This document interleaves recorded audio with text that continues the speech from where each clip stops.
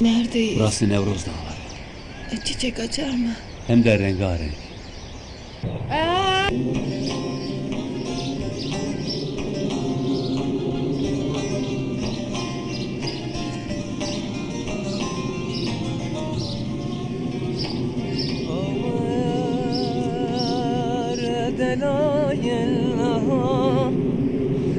ورد لا يلها ورد لا يلها ورد لا يلها ورد لا لخ ورد لا يلها ورد لا برخد عمري من يلاي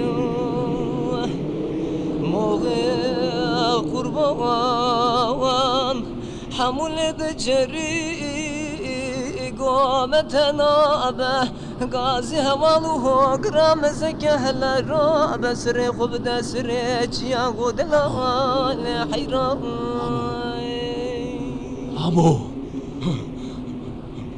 Hamo vaçola hamo! Varzan duha!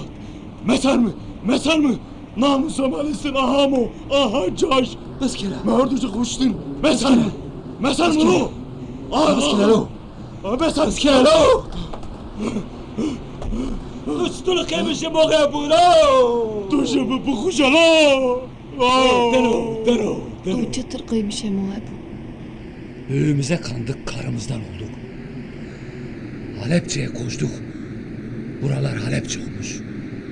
Herkes korucu oldu, ben olmamışım. Ayrı yaşıyor. Fermanım da bu yüzdendir. Koruculuğu, ağalık derken ne hale geldi? Kalkın hele kalkın. Daha fazla acılar görmeden ne gerekirse yapalım. Barzan beni öldür öyle git. Senin görevin eline bakmak.